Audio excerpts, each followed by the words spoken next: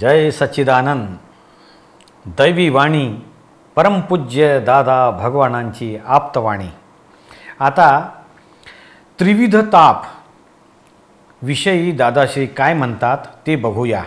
आधी, व्याधी आणि उपाधी.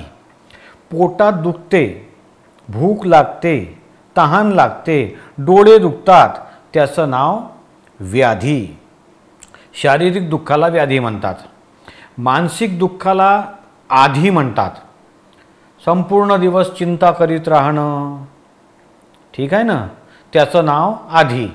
आणि बाहेरून जे दुःख येते त्याला म्हणतात उपाधी. आपण इथं बसलेलो आहोत आणि बाहेरून कोणी दगड मारला तर ती उपाधी. बाहेरून कोणी बोलावयास आला तर ती उपाधी. उपाधी ही बाहेरून येते, आतून ती येत नाही. या जगामध्ये मोठे मोठे साधू असोत, संन्यासी असोत, कोणी असो, ते या त्रिविध तापांनी, आधी, व्याधी, उपाधींनी पेटलेले आहेत.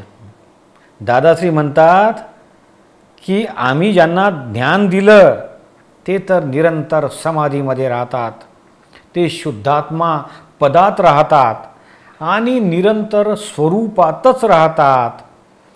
कुठल्याही अवस्थेमध्ये ते समाधीस्थ असतात, कारण ते फक्त बघतात आणि जाणतात. त्यांना आधी, व्याधी, उपाधी काहीही फरक पडत नाही. आता हे कसं आहे माहीत आहे? जसं आपण दुसऱ्याच्या घरात जर घुसलो तर मनात निरंतर भीती राहील ना, की कोणी ओरडेल का, कोणी बाहेर हाकलून देईल का. तुमच्या स्वतःच्या घरात असं कधी होते का? कोणाची धास्ती आहे? स्वतःच्या घराचे मालक म्हणून शांतच राहणार. तर हे चंदूलाल, तुमचे घर खचितच नाही. तुम्ही स्वतः क्षेत्रज्ञ पुरुष आहात, पण भ्रांतीने दुसऱ्याच्या क्षेत्रात त्याचा आकार घेऊन राहिलेले आहात.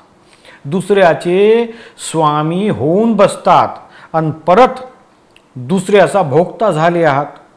म्हणून निरंतर चिंता, उपाधी, आकुळता, व्याकुळता ह्या असणारच.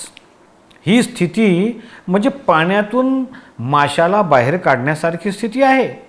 हे श्रीमंत लोक बघा ना, मच्छरदाणी बांधतात, डनलपच्या गादीवर पसरतात, ठीक आहे, सगळी व्यवस्था करतात, पण झोप काही येत नाही.